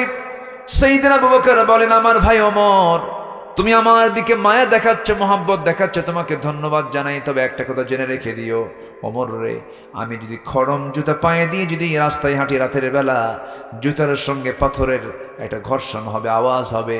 এই আওয়াজে যদি আমার দেশের নাগরিকের যদি ঘুমের ব্যাঘাত হয়ে যায়, কিয়ামতের দিন আমি আবু বকর আসামির কান গড়ায় দাঁড়িয়ে তার জবাব দিতে হবে। আল্লাহু আকবার বলবেন না? নাগরিকের ঘুমের যেন কষ্ট না হয়। একজন রাষ্ট্রপতি খালি পায়ে হাঁটতেছে, কি পায়ে? খালি পায়ে হাঁটে। আর আমার দেশের রাষ্ট্রপতি কোথাও আসলে আগের দিন পরের দিন রাস্তা বন্ধ। ওগুলো নেতৃত্ব আমার গুণী না। আসতে কন কেন? আসতে কন কেন? নেতা আসবেন, সামনে 50টা গাড়ি, পিছনে 50টা গাড়ি, দরকার নাই এগুলো আমাদের। আল্লাহু আকবার বলেন। মিশে যেতে হবে। আধুনিক দুনিয়াতেও কিছু রাষ্ট্রপ্রধান ছিল, আমি নিজের চোখে দেখেছি। মালয়েশিয়ার প্রধানমন্ত্রী মাহাথির মোহাম্মদ, আমার কেএলএ সফর ছিল কুয়ালালামপুরে। আমি একটা শপিংয়ে ভিতরে ঢুকলাম, দেখি যে ঢুকেই দেখি মাহাথির মোহাম্মদ বুড়া মানুষ শপিং করতেছে একা একা, আগেও কেউ নাই পরেও কেউ নাই, একা একা। 50টা গাড়ি সামনে পেছনে 50টা। এত ভয় কেন? মালাকুল মউত কি তোমার সামনে আসবে না? এত ভয় কেন? কি রাগ করতেছেন নাকি আপনারা? শাসক আর জনগণ মিশে যেতে হবে। কি হতে হবে? মিশে যেতে হবে। সাইয়েদনা আবু বকর যেদিন খেলাফতের দায়িত্ব পেলেন, তার ঘরের সঙ্গে একটা ঘর ছিল, প্রতিবেশী তো, ওয়াতিদাল কুরবা হাক্কাহু, তো প্রতিবেশীকে উনি পেয়েছেন। যে প্রতিবেশী, সেই প্রতিবেশীর মূল মুরব্বী বেঁচে নাই, বুড়া মানুষ, এবং তার কোনো ছেলে মেয়েও ছিল না, শুধু একটা বুড়ি মহিলা ছিলেন ওই বাড়ির, একজন বুড়ি মহিলা, ও ছাড়া কেউ নাই ওই বাড়িতে। সাইয়েদনা আবু বকর রাদিয়াল্লাহু তাআলা খেলাফতের দায়িত্ব পাওয়ার পরেও তিনি প্রত্যেক রাত্রে ওনার বাড়িতে গিয়ে ওই মহিলার খেদমত করে আসতেন। সাইয়েদনা ওমর ফারুক একদিন গেলেন ওই মহিলার খেদমত করার জন্য। ভিতর থেকে মহিলা জবাব দিচ্ছে, খেদমত করার কোনো প্রয়োজন নাই, কারণ একজন খাদেম আমার খেদমত করে গেছে। তিনি মনে মনে চিন্তা করলেন, এই মদিনার ভিতরে কোন যুবক তেমন কাজ করে দেখি তো। 2-3 রাত ধরে ওই মানুষকে ধরার জন্য চেষ্টা করছেন, পারলেন না। শেষ রাত্রিতে দেখেন কে যেন ঘরের মধ্যে ঢুকলো, বুড়ির লুকায়া চুরায়া খালি পায়ে ঢুকে গেছে। তিনি দরজায় আড়াল হয়ে দাঁড়িয়ে আছেন। যখন বের হয়েছে, চট করে পিছন দিক থেকে তার ডান হাতটা চেপে ধরে দেখে কেউ না, প্রথম খলিফা আবু বকর সামনে দাঁড়ায় আছে। ওমর ফারুককে দেখে বলছেন, ওমর তুমি এই জায়গায় কেন? তিনিও বলছেন, আপনি এই জায়গায় কেন? আপনি রাষ্ট্রপ্রধান, দিনের সারাদিন কাজ করেছেন, আবার রাতের বেলা জেগে জেগে এই সমস্ত কাজগুলো করছেন, আমাদের কি কিছু কাজ করতে দিবেন না? আবু বকর বলছেন, ভাই ওমর রে, হাসরের ময়দানে আমার আমলনামা তোমার কিন্তু পিঠে যাবে না, আমার প্রতিবেশীর কাজ আমাকে করতে হবে। আমার বন্ধুগণ, 2টা বছর টানা ওই মহিলার খেদমত করে খেলাফতের দায়িত্ব পালন করে তিনি দুনিয়া থেকে বিদায় নিয়েছেন। দ্বিতীয় খলিফাতে যেদিন দায়িত্ব পালন শুরু করেছেন, সেই দিন তার উপর ওই দায়িত্ব চেপে আসলো। ওই মহিলার ঘরের মধ্যে ঢুকলেন, ওই মহিলার খেদমত করলেন, কাপড় চোপড় সব কমপ্লিট করে দিলেন।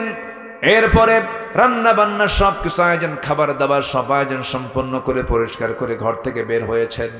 বুড়ি মহিলা খাবার জন্য যখন বসেছেন, আরবের প্রধান খাদ্য হলো খেজুর। খেজুর যখন মুখের মধ্যে নিয়েছেন, কামড় মেরেছেন, বিচি, খেজুরের মধ্যে বিচি। এই বিচিটা দেখা মাত্রই ওই মহিলা হাওমাও করে কেঁদে কেঁদে বলতেছে, বুঝতে পেরেছি আমার আসল খাদেম আবু বকর আর দুনিয়াতে নাই। কারণ আমার আবু বকর যখন আমার খেদমত করতে আসতো, সে শুধু খেজুরগুলো ধুতুই না, বিচিগুলো খুলে খুলে আমার সামনে সব হাজির করে দিত, যেন খেতে কষ্ট না হয়। জোরে বলি আল্লাহু আকবার, আরো জোরে আল্লাহু আকবার। আমার বন্ধুগণ, এটাই হলো একটি কল্যাণ রাষ্ট্রের রাষ্ট্রপ্রধানদের চরিত্র। সমাজের রাষ্ট্রপতি যদি ভালো হওয়া যাবে, ওমর ফারুকের মতো মানুষ গোটা রাত ঘুম পাড়তে পারেন নাই। কোন এক রাতের কথা আমার মনে পড়ে গেল, বলবো। কোন এক রাতের কথা আমার মনে পড়ে গেল, সাইয়েদনা ওমর ফারুক ঘর থেকে বের হওয়ার সময় বলছেন, বউ আমার তো ঘুম আসে না, আমাকে জনগণ এমন একটা দায়িত্ব দিয়েছে, দায়িত্ব আমার ঘুমটাকে হারাম করে দিয়েছে, আমি ঘুমাতে পারি না। আমি জনগণকে দেখতে বেরোলাম। এশার নামাজ পড়লেন তিনি, বাড়িতে যৎকিঞ্চিৎ খাবার খেয়ে বের হয়ে গেছেন, জনগণকে দেখার জন্য বের হয়েছেন। হঠাৎ করে একটা ঘর থেকে কান্নার আওয়াজ আসে। বাড়ির সামনে দাঁড়ায় দেখেন সেই কান্নার আওয়াজটা হলো ছোট ছোট বাচ্চাগুলোর। বাইরে থেকে শক্ত গলায় বলছেন, ওমর ফারুক, এই বাড়িতে কি বাচ্চাদের মা নাই নাকি? কেমন মা সন্তানদের কান্না থামাতে পারে না? ভিতর থেকে আওয়াজ আসে, কান্না কেমনে থামাবো, খাদ্য তো নাই আমার ঘরে।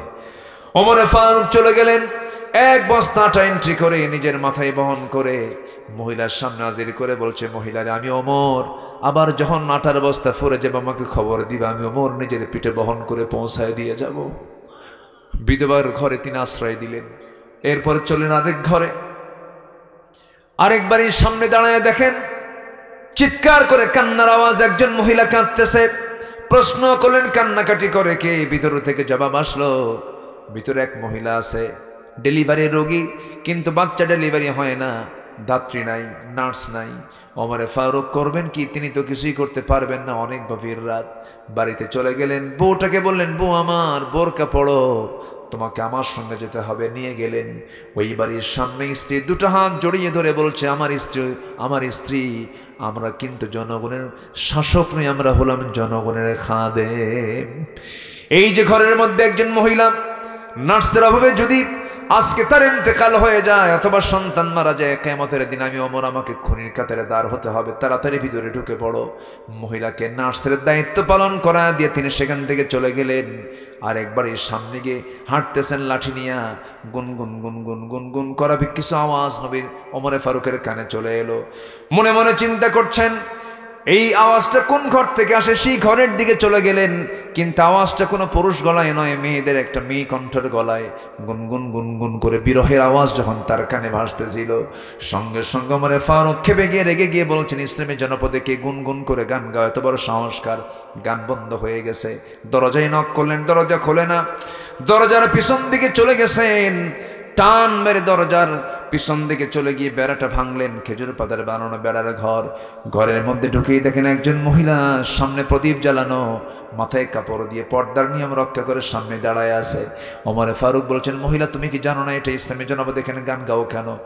মহিলাও কম না, ওমর ফারুককে চিনতে পারে নাই, কিন্তু ওমর ফারুককে লক্ষ্য করে বলছে, তুমি যে আমাকে নসিহত দিতে আসছো, আমি দোষ করেছি, একটা গুনগুন গুনগুন করে বিরহের গান গাচ্ছি, এটা আমার জন্য দোষ, অপরাধ হতে পারে, কিন্তু আমার ঘরের মধ্যে তুমি যে ঢুকেছো, আমি কি তোমাকে পারমিশন দিয়েছি নাকি না? সালাম দিয়েছো নাকি না? বেড়া ভাঙছো কেন? এই যে ভুলগুলো করেছো, আমার কাছে মনে হচ্ছে তুমি আমার কাছে এসে এ পর্যন্ত চারটা বড় বড় দোষ করেছো, আমি তোমাকে ছাড়বো না। ওমর ফারুক বলছেন, আমি কি দোষ করলাম বলো? নাম্বার 1, সালাম দেন নাই। নাম্বার 2, আপনি অনুমতি নেন নাই। নাম্বার 3, আপনি বেড়া ভেঙেছেন, ঘরের সমস্ত সম্পত্তিগুলো, আপনি আমার সামানটা ভেঙেছেন। নাম্বার 4 হলো আপনি একজন পরনারী, আপনি একজন পরপুরুষ, আমার সামনে দাঁড়িয়ে দাঁড়িয়ে কথা বলছেন, যদিও আমি পোশাক সংযত রেখেছি, কিন্তু পর্দার তো খেলাফ হয়ে যাচ্ছে। এই কয়েকটা ভুলের জন্য আমি আপনাকে ছাড়বো না, কি করবা বলো? মহিলা বলছে, কালকে সকাল হওয়ার সঙ্গে সঙ্গে, সূর্যোদয় হওয়ার সঙ্গে সঙ্গে আমি তোমার বিরুদ্ধে ওমর ফারুকের আদালতে গিয়ে আমি তোমার বিরুদ্ধে মানহানির মামলা দেব। কার সামনে কয়? আস্তে কয়, কার সামনে বলতেছে? সাইয়েদনা ওমর ফারুক বলছেন, তুমি কার কথা বললে? ওমরের কথা। ওমর লোকটা কেমন? মহিলা বলতেছে, আমার জানা মতে এই দুনিয়াতে একজন সৎ শাসক আছেন, অত্যন্ত ভালো মানুষ, তার নাম হচ্ছে ওমর। ওমর ফারুক এবার বলছেন, আমার তো জানা মতে, আমি জানি, আমি তো বুঝি ওমর লোকটা ভালো না। নিজের কথা কি ভালো বলা যায়? ওমর লোকটা ভালো না। এবার মহিলা খেপে গিয়ে বলছে, কি বললা তুমি? ওমরের বিরুদ্ধে কথা বললা, আরেকটা দোষ যোগ হলো। আল্লাহু আকবার বলবেন না? তোমারে ছাড়া হবে না, তুমি কার বিরুদ্ধে তুমি কথা বললে? ওমর ফারুক মাথা নিচু করে চোখের পানি ফেলতে ফেলতে বলছে, আল্লাহ, এই মহিলার দোয়া তুমি আল্লাহ কবুল করে না। জোরে বলেন সুবহানাল্লাহ, জোরে বলেন সুবহানাল্লাহ।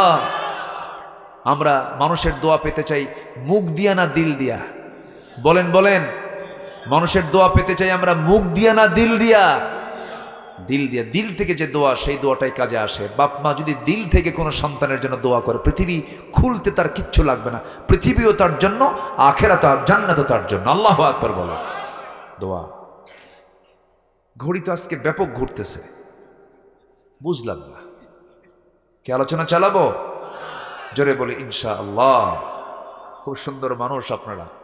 সাইয়েদনা ওমর ফারুক রাদিয়াল্লাহু তাআলা আনহু এবার মহিলাকে বলছেন, তুমি কি সত্যি মামলা দিবা? অবশ্যই মামলা দেব না মানে?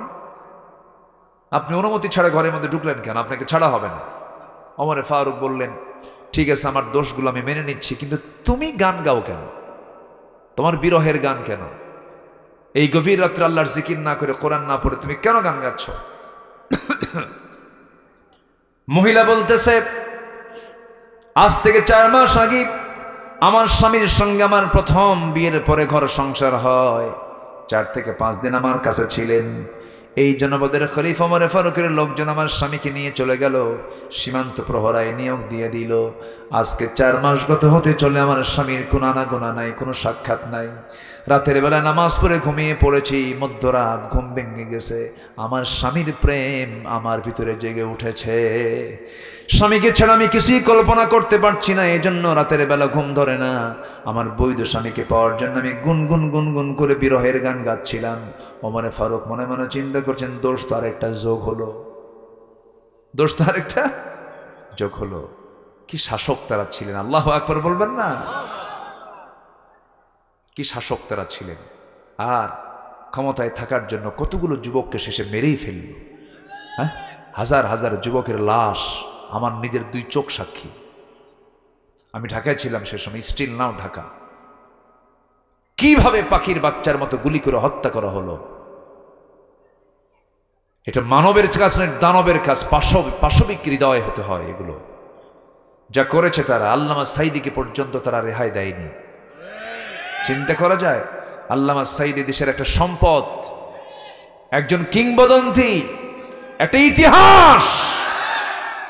ওরা চেয়েছিল মেরে ফেললেই মনে হয় ইনিংস শেষ হলো, না, আগুনে ফুঁ দিলে নিভে যায়, আবার আগুনে ফুঁ দিলে দ্বিগুণ দ্বিগুণ জ্বলে ওঠে। 2023 সালের 13 আগস্ট চিকিৎসার নাম করে তাকে জেলখানা থেকে হসপিটালে জোর করে নিল। বলা হলো, হুজুর আপনি অসুস্থ। উনি বলেন, আমি যে অসুস্থ আমি নিজেই তো জানি না। জোর করে নিয়ে চলে গেল হসপিটালে। চিকিৎসার নাম করে সুস্থ মানুষকে হসপিটালে ভর্তি করে পরিকল্পিতভাবে হিন্দুস্তানের প্রেসক্রিপশন নিয়ে একদম সাজানো নাটক তৈরি করে তাকে বিষ প্রয়োগ করে হত্যা করা হয়েছে। তাফসীর মাহফিলের এই প্ল্যাটফর্ম থেকে সুস্পষ্ট ভাষায় আমরা জানান দিতে চাই, অবিলম্বে আল্লামা সাঈদীর যারা খুনি ওদেরকে ফাঁসির মঞ্চে ঝুলিয়ে মারা হোক। এ মতের পক্ষে রাজি আছেন কারা কারা? হাত উঁচু করে দেখান মুসলমান।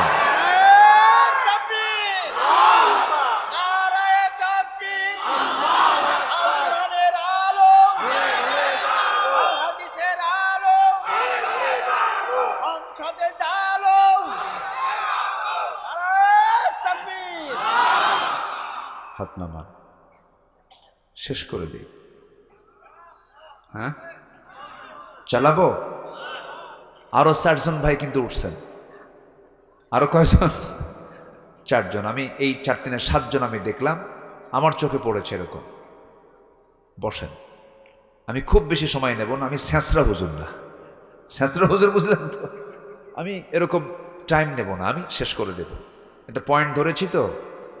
দিন কোনোটাই থাকবে না, দিন বিজয়ী হবে কার দিন? আসতে বলবেন না, কার দিন? কোনো বাবার নয়, কোনো স্বামীরও নয়, কোনো নেতার নয়। আমরা একমাত্র কার দিন চাই? আল্লাহর দিন আমরা চাবো। আমরা আল্লাহর বান্দা, আমরা আল্লাহর দিন চাই। সোজা কথা, সোজা দৌড়, ঠিক কিনা? জান্নাতের রাস্তাকে আঁকা বাঁকা না সোজা?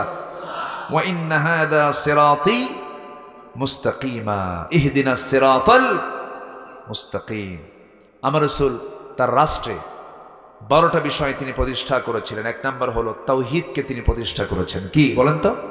তাওহীদ। নবীজি রুকুতে যান, তাওহীদের প্রকাশ করছেন, আমি কারো ইবাদত করি না কে ছাড়া। আমার নবীজি রুকুতে চলে গেছেন। অথবা সাইবা মুগিরা সবাই করলো কি জানেন? এতগুলো উটের পচা নারী ভুঁড়ি, উটের পচা নারী ভুঁড়ি কি কোনো ব্যক্তিত্ব সম্পন্ন লোক হাতে নিতে পারে? পচা লোকই তো নেয়। পচা নারী ভুঁড়ি সব তুলে এনে আমার নবীর কাঁধের উপরে ফেলে দিস। নবীজির সেজদায় রুকুতে তখন তিনি হামাগুড়ি দিয়ে সেজদায় চলে গেলেন, পারলেন না। সবাই হেও করে, ঠাট্টা করে, দেখ মোহাম্মদ রে, দেখ পচা নারী ভুঁড়ি দিয়ে আমরা চাপায়া দিয়েছি, দেখ ওর রব ওকে কিছুই কয় না, ওর সাহায্য করে না, এরকম করে হেও করছিল। আমার নবীর পাশে কেউ নাই। আমার নবীর কলিজার টুকরা মেয়ে ফাতিমা এসে সেই পচা আবর্জনাগুলো, পচা সেই পেটের সেই নারী ভুঁড়িগুলো টান মারলেন, রাসূলকে তুলে নিলেন। আমার নবীজি বলছেন, ফাতিমা আমি আজকে একটা দোয়া করব, সেই দোয়ার মধ্যে কোনো রহমত থাকবে না, সেই দোয়া হবে বদদোয়া। আমার নবীজি সেই দিন কাট্টা 7 জন কাফেরের বিরুদ্ধে রাসূল দোয়া করেছেন। রাসূল সহজে বদদোয়া দেন। এর মধ্যে 1 নাম্বার হলো আমর ইবনে হিশাম, আবু জেহেল। 1 নাম্বার কে? আবু জেহেল।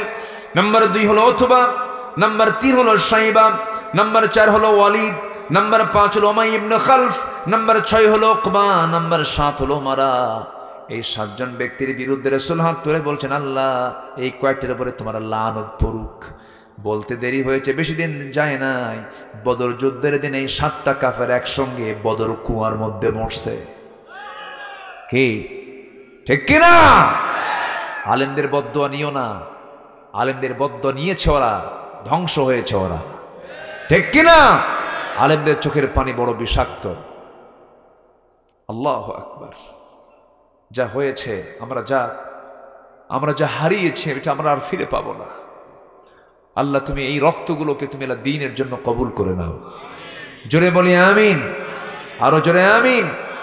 ভাইরে, জীবন দেওয়া এত সহজ না, জীবন দেওয়া কঠিন, ফতুয়া দেওয়া সহজ। আমার দেশে ফতুয়া দেওয়ার মতো কিছু মুফতি আছে না নাই বলেন তো? খালি হারাম কয়, এটা হারাম, ওটা হারাম, এটা হারাম, এটা না জায়েজ, এটা হারাম। আমার মনে হয় ওদের একটা কিতাবের নামই আছে কিতাবুল হারাম।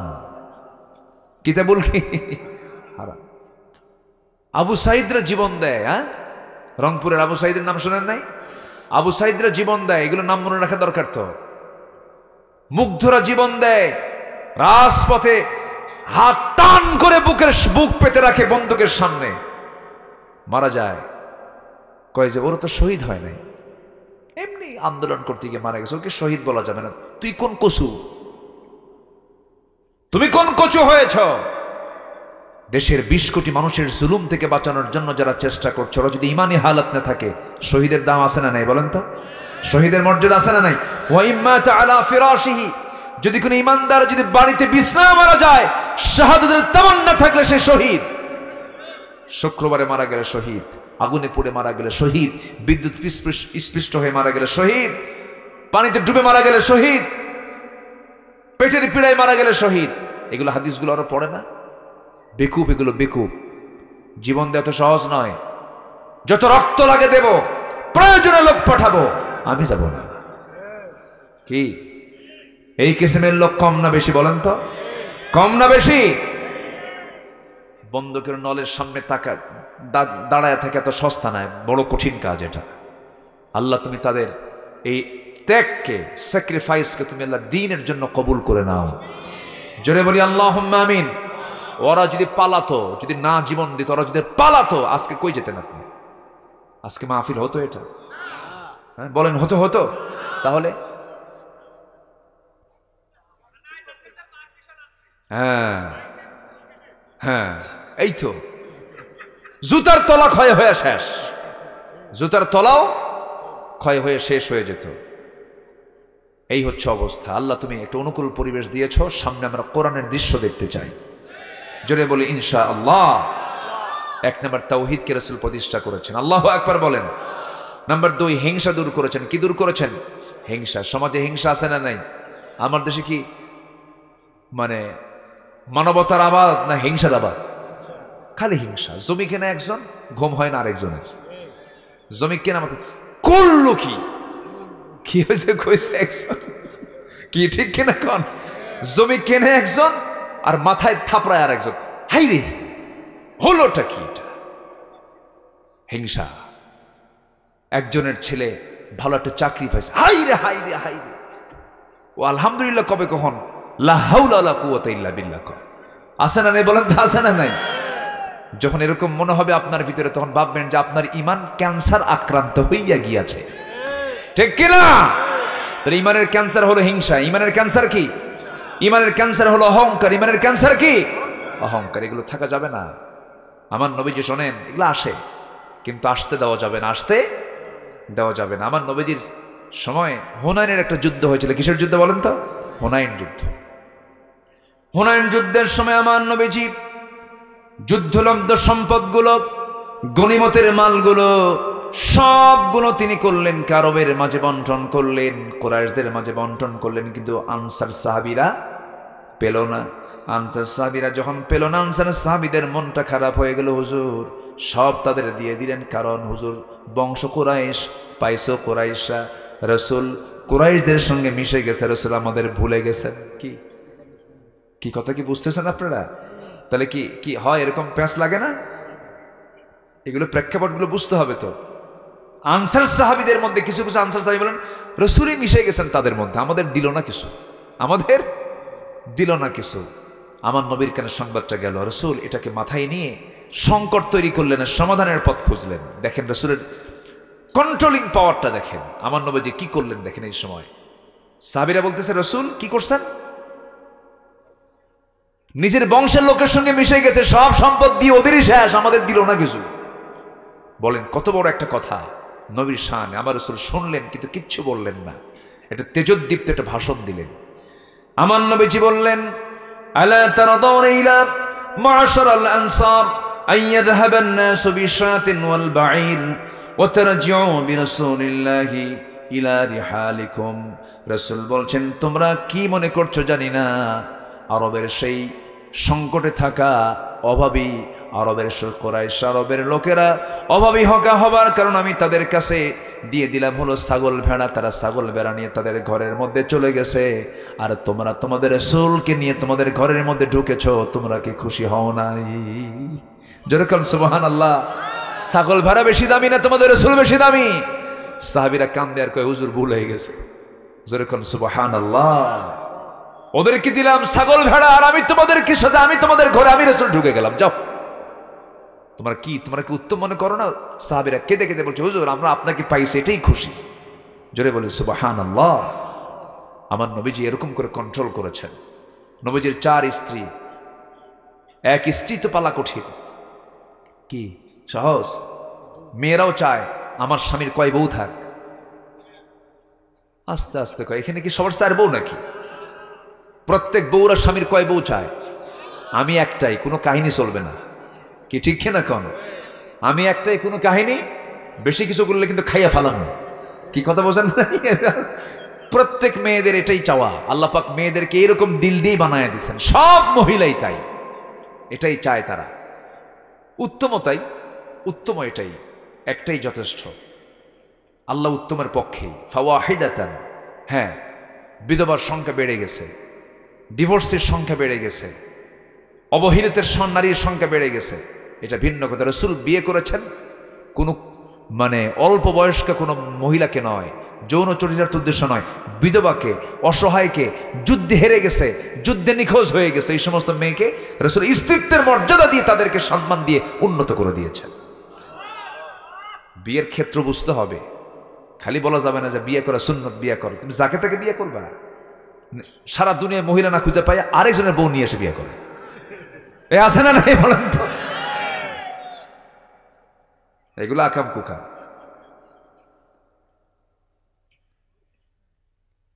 আমার নবীজির 4 স্ত্রী, কেউ বলতে পারতেছে না রাসূল কাকে বেশি ভালোবাসেন। 4 জনই গন্ডগোল লাগে, কয় যে আমারে রাসূল বেশি ভালোবাসে, আরেকজন আমারে রাসূল বেশি ভালোবাসে, 4 জনই সমান সমান।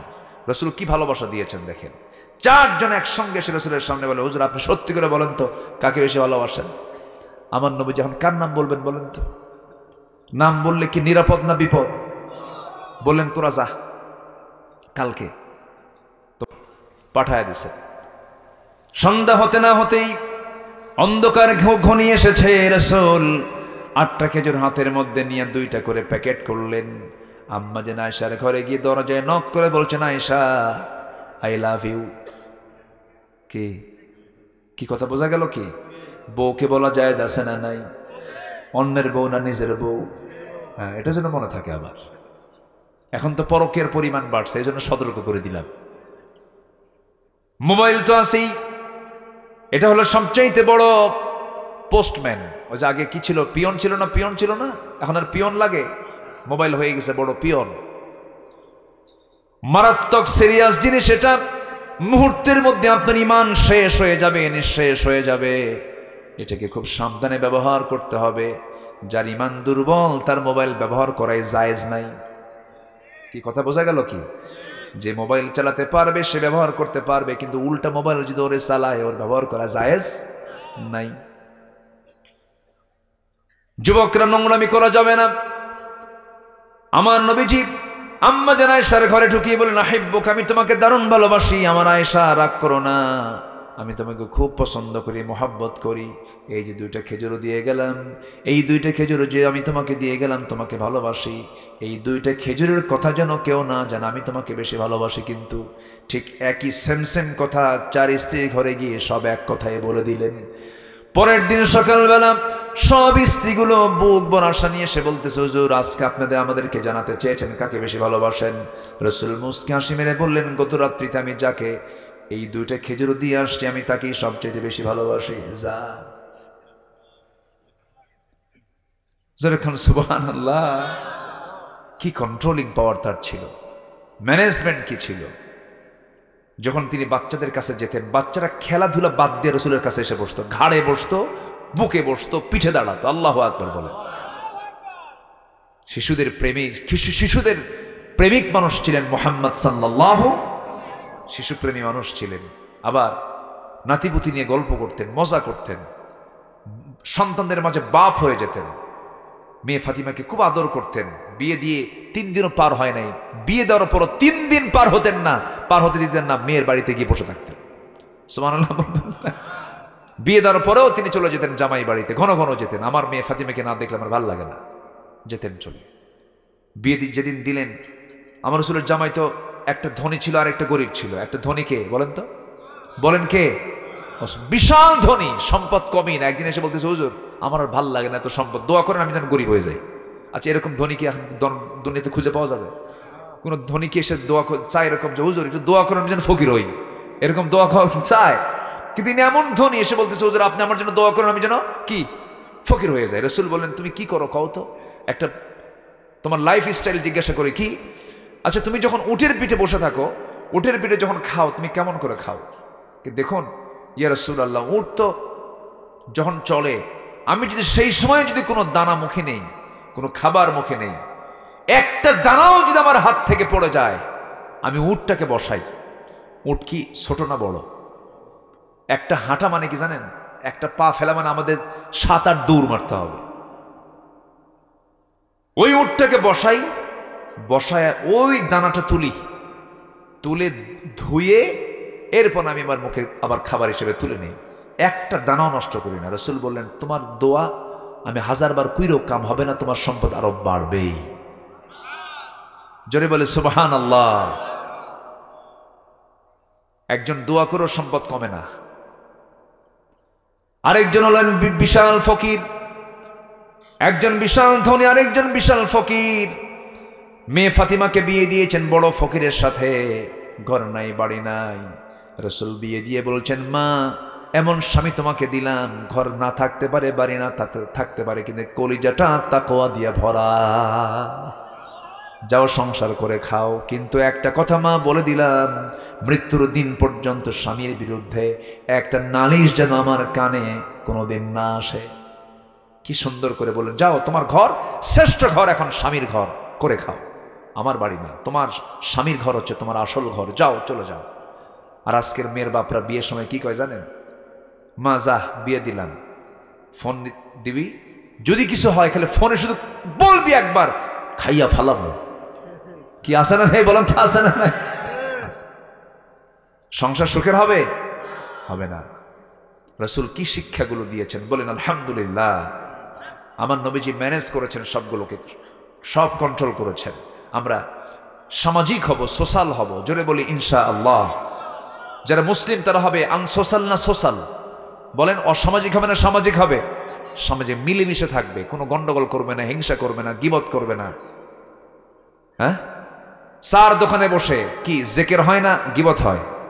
আজ থেকে জেকের হয় না গীবত হয়? বিড়িও খায়, গীবত করে। হাই রে, বিড়ি টানে, শীতের মধ্যে বিড়ির পরিমাণ কমে না বাড়ে? দাম হাই রে, খাওয়া খায়, ইটের ভাটা ফেল। মানে মেলা আছে যেখানে, যেখানে কোনো গ্যাদারিং, এত গন্ধ বিড়ির, মশা পর্যন্ত বিরক্ত, এত খাওয়া খায়। আল্লাহ তুমি বাঁচাও এই সমস্ত নেশা থেকে জাতিকে, জোরে বলি আল্লাহুম্মা আমিন। আরো জোরে আল্লাহুম্মা আমিন। সবাইকে ফজর পড়ব, জোহর পড়ব, আসর পড়ব, মাগরিব পড়ব, এশা পড়ব। কারা কারা পড়বেন এটা হাত তুলে দেখান তো দেখি, জোরে বলি ইয়া আল্লাহ আমাদেরকে ফজর, জোহর, আসর, মাগরিব, এশা 5 ওয়াক্ত নামাজ আদায় করার তৌফিক তুমি আল্লাহ দিয়া দাও। জোরে বলি আমিন, আরো জোরে আমিন।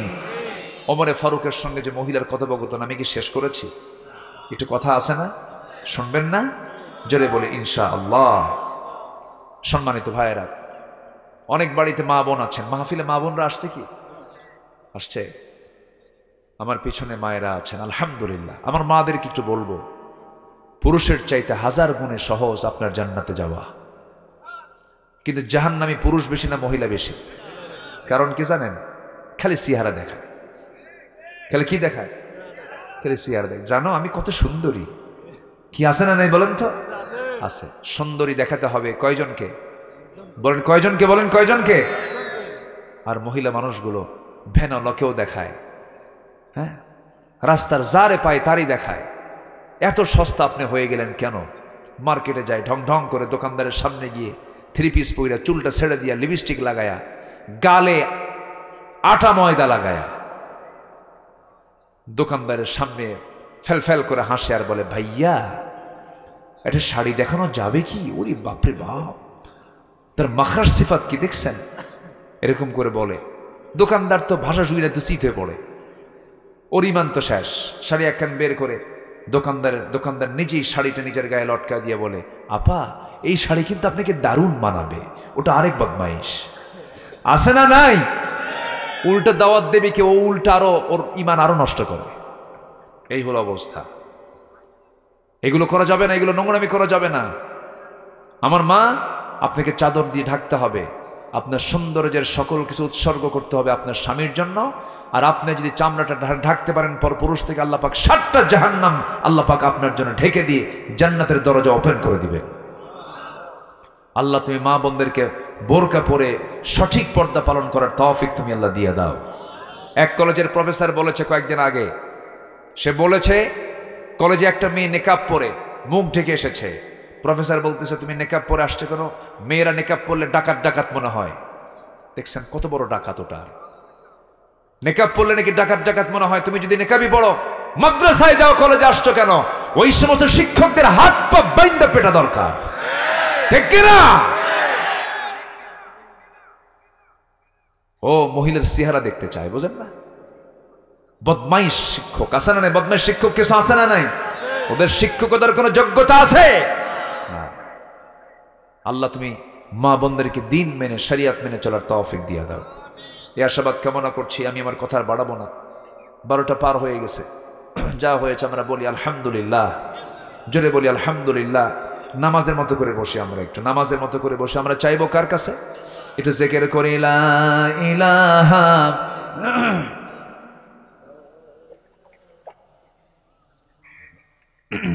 লা ইলাহা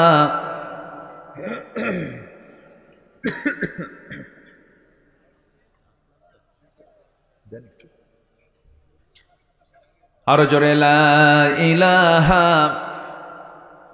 সুবহানাল্লাহ ওয়ালহামদুলিল্লাহ লা ইলাহা ইল্লাল্লাহ মুহাম্মাদুর রাসূলুল্লাহ লা ইলাহা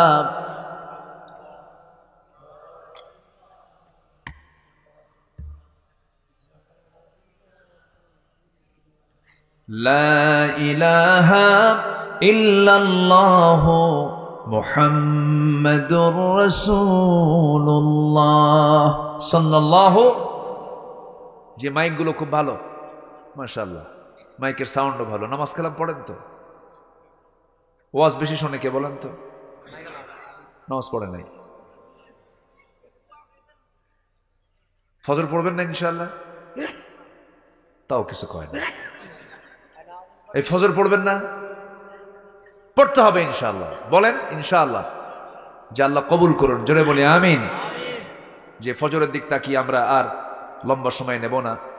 শীতের রাত, কষ্ট হচ্ছে, মাটিতে বসে আছেন। আল্লাহ তুমি এই কষ্টকে তুমি আল্লাহ জান্নাতের কারণ বানায় দাও। জোরে বলি আল্লাহুম্মা আমিন। সবাই বলে সুবহানাকা আল্লাহুম্মা ওয়া বিহামদিকা আশহাদু আল্লা ইলাহা ইল্লা আনতা আস্তাগফিরুকা ওয়া আতুবু ইলাইকা। চিৎকার মেরে বলি, ইয়া আল্লাহ, আমার জীবনের সাগীরা কবীরা, ছোট বড় সব গুনাহ তুমি আল্লাহ মাফ করে দাও। জোরে বলুন ইয়া রাব্বাল আলামিন। আমরা নামাজের মতো করে একটু বসি, একটু বিনয় হয়ে বসে আমরা আল্লাহর, একটু ঠান্ডা লাগবে না? থাক না হয় যদি কষ্ট হয়, যে আমরা একটু বিনয়ী হয়ে আমরা আল্লাহর কাছে চাবো, আল্লাহ যেন আমাদের গুনাহগুলোকে মাফ করে দেন। সবার কাছে দোয়া চাই। সবাইকে দোয়া করবেন। আমি আপনার জন্য দোয়া করি, আল্লাহ যেন আমাদের এই সম্পর্ক হাসর পর্যন্ত গড়ায় দেন। আমাদের আশরাফুল ভাই কোথায় আছেন? আলহামদুলিল্লাহ, মাশাআল্লাহ। আল্লাহ তুমি মাহফিলকে কবুল করো। জোরে বলি আমিন। আসুন আমরা আল্লাহর কাছে চাবো। কার কাছে প্রার্থনা করবো আমরা? আল্লাহর কাছে। জি, আল্লাহুম্মা আমিন।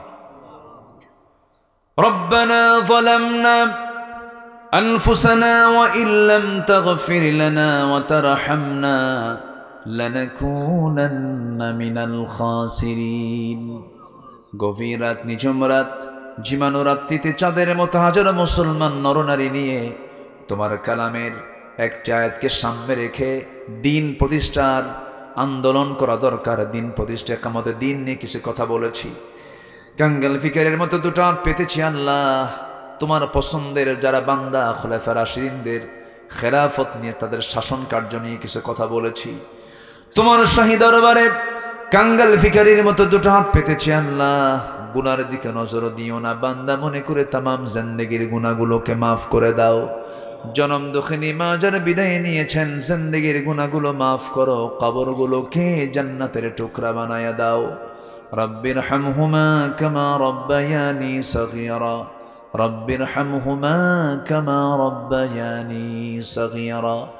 আল্লাহ তাআলা বিশেষ করে এই মাহফিলের আয়োজন যারা করলেন, শোনার জন্য দূর দূরান্ত থেকে যারা আসলেন, বিনিময়ে কিয়ামতের কঠিন ময়দান যেদিন কেউ কাউকে চিনবে না, এমনকি মা সন্তানকে পর্যন্ত অস্বীকার করে বসবে, যেদিন মানুষ কাঁদতে কাঁদতে চোখের পানিগুলো পড়ে যাবে, চোখ থেকে রক্ত বের হওয়া শুরু হয়ে যাবে, সেই কঠিন মুসিবতের দিন এই মাহফিল সবার জন্য নাজাতের মাধ্যম তুমি আল্লাহ বানাইয়ে দিও। ও আল্লাহ, তোমার বান্দাগুলোর মনের কোন যাতনা তুমি আল্লাহ ভালো করে জানো, সব ঠান্ডা করে দাও। আশপাশে যত মাইয়াত শুয়ে আছেন কবরগুলোকে জান্নাতের টুকরা বানাইয়া দাও। আয় আল্লাহ তাআলা, আমরা যারা আমিন আমিন করছি, যার জন্য এক মাকসুদ তুমি আল্লাহ দয়া করে কবুল করে নাও। মাহফিল কমিটিকে তুমি আল্লাহ দয়া করে কবুল আর মঞ্জুর করে নাও। আমার আশরাফুল ভাইকে কবুল করো, ইমরান ভাইকে কবুল করো, সবার নাম তো আমার জানা নাই, যারা যা চাওয়া তুমি আল্লাহ পাওয়া করে দিও। দুনিয়া থেকে কোন দিন বিদায় হব জানি না, ডান হাতে আমল নামা না আসা পর্যন্ত আমাদের মরণ দিও না। বাবা গেছে, মা গেছে, ভাই গেছে, বোন গেছে, আমরা সবাই একদিন চলে যাব রে, কবরে শোয়া দেবে। আল্লাহ তোমার কাছে ফরিয়াদ করি, তোমার পছন্দের বান্দা না হওয়া পর্যন্ত আমাদের মরণ দিবা না। ফিলিস্তিনকে বাঁচাও, কাশ্মীরকে বাঁচাও আল্লাহ, মেহরবানি করে মুসলমানদের বাইতুল আকসা তুমি আল্লাহ মুসলমানদের হাতে তুলে দাও। আল্লাহ তাআলা যেদিন মরে যাব রে, টান মেরে কবরের দিকে নিয়ে চলে যাবে, কবরে শোয়া দেবে, 24 ঘন্টা লাগবে না, মাথার চুলগুলো খসে খসে পড়বে, 3 দিন যাবে না, চামড়াগুলো গলে গলে পোকার পেটের খাবার হয়ে যাবে। মাত্র 7টা দিন পেটের নারী বলি সব চোখ মুখ কান নাক দিয়ে বের হওয়া শুরু হয়ে যাবে, কিম্ভূতকি মাকার চেহারা হয়ে যাবে।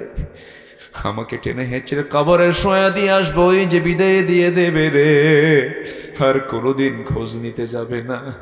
আল্লাহ, এই 3টা মাস পর যদি কবর খনন করে দেখা হয়, কয়েকটা হাড় ছাড়া কিচ্ছু খুঁজে পাওয়া যাবে না রে। মাথার চুলে শ্যাম্পু দিলাম, ওই চামড়াতে কত তেল সাবান লাগালাম, সব মাটি খেয়ে শেষ করে ফেলবে রে, পোকার খাবার হয়ে যাবে রে। এই তো দুনিয়ার নিয়ম রে আল্লাহ, সে অন্তিম সময়ে যখন চলে আসবে, জবানে জারি করে দিও লা ইলাহা ইল্লাল্লাহু মুহাম্মাদুর রাসূলুল্লাহ। আসসালামু আলাইকুম ওয়া রাহমাতুল্লাহি ওয়া বারাকাতুহু।